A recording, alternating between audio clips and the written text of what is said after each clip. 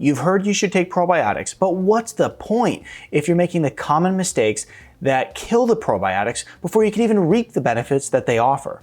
Probiotics are important for your brain health, your gut health, and even weight loss and hormone balance. So if you want to get the most out of your probiotics and stop wasting them, then you'll want to pay attention closely. You have between 100 and 200 trillion bacteria living inside you. It's truly fascinating. Most of it lives within your digestive tract, and it has such a grave responsibility when it comes to your overall metabolic health that it's referred to as the forgotten organ. Now, this colony of bacteria, known as the forgotten organ, can cause a lot of health problems for you if it becomes unhealthy. It can lead to issues such as obesity, heart disease, type 2 diabetes, colon cancer, Alzheimer's, and even depression. And this is why it's critically important that you seriously consider these factors before taking a probiotic. Now, the first thing that we want to consider is when is the best time to take a probiotic. According to some manufacturers, you should take it on an empty stomach. And according to others, well, you should take it with food. So which one is it? Hard to tell, but let's take a look at the research and see what it has to say. According to a study in Beneficial Microbes, a great method that not only helped the probiotics survive, but also helped them flourish was to take them 30 minutes prior to a meal. So this is why clinically, I always recommend that you take your probiotics on an empty stomach 30 minutes prior to eating. And you might be wondering, is there a particular food that has been shown to support the probiotics you're taking? And the answer is absolutely yes. See, the foods that you're consuming are either associated with positively or negatively influencing the gut bacteria. Let me give you an example. If you consume a diet that's high in refined carbohydrates and sugar, what you will do is negatively influence the bad bacteria to flourish out of control, and it's linked to problems like obesity and type 2 diabetes. And on the flip side of that, if you're following a diet that's rich with green leafy vegetables and high in good quality fats, then you're going to help the good bacteria flourish. So if you're someone who's on a diet that is high fat, moderate protein, low carb, then you're already doing the right things in order to help your gut bacteria thrive. But there are specific foods that are beneficial for the healthy bacteria, the probiotics. These foods are known as prebiotics.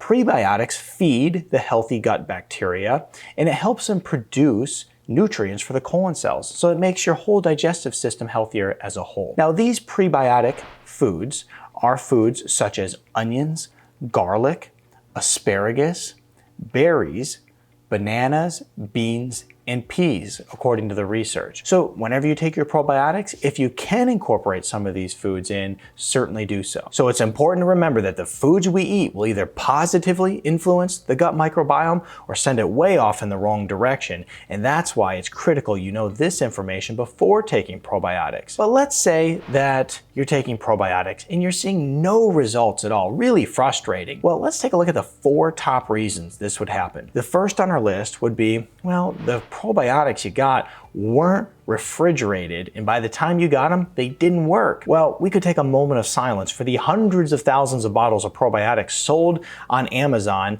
that were held in a high temperature facility where they had no temperature control, and by the time the end user got them, they were garbage. Happens all the time, and that's why it's important to make sure that you understand who you're buying probiotics from. It's that simple. Now, number 2 on our list is that, well, you took the probiotics, but you didn't take them long enough.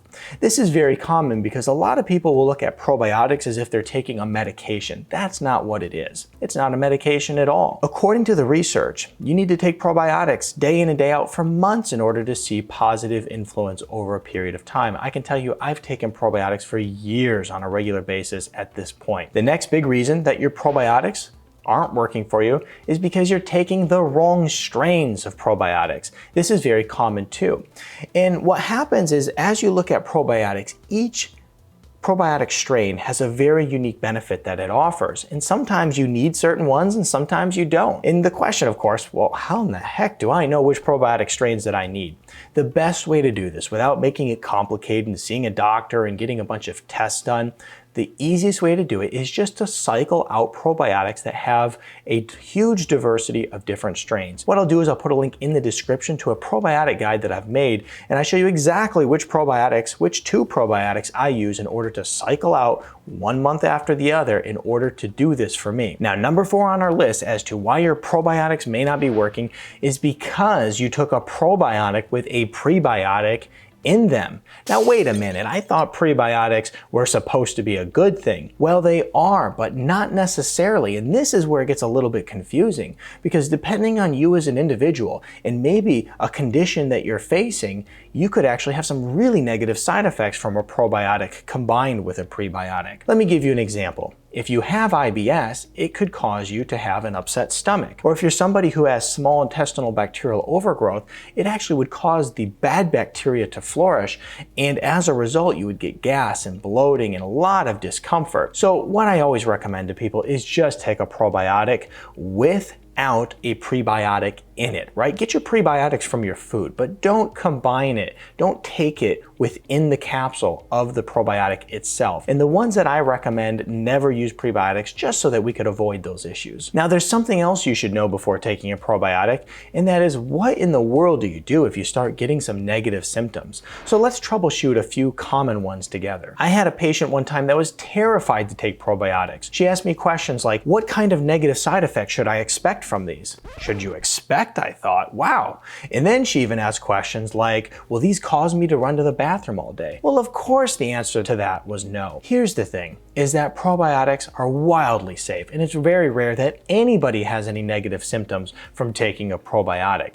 But let's say that you started taking them and you did have a negative side effect. Once again, very rare, but let's say you did. What you could do is just half the dose of the probiotic and then increase the dose back to its normal dosing at a later time. Now, in my experience clinically, I find that some people can be a little bit more sensitive to taking a probiotic on an empty stomach than others. At the beginning of this video, I recommended you take a probiotic 30 minutes prior to eating your meal. So if you fall into that category where you're a little bit more sensitive, taking the probiotic on an empty stomach, simply take the probiotic at the beginning of your meal. This in no way decreases the efficacy of the probiotic. Now, what if you can't swallow the capsule of probiotics? Well, that's not a big deal. That's very common that some people have a hard time with this, but what you can do to get around this is simply open up the capsule of probiotics and mix it in with some yogurt. It's completely flavorless and you won't even know it's there. In fact, I actually do this for my kids all the time. According to the research, probiotics have some incredible benefits. They've been shown to reduce inflammation,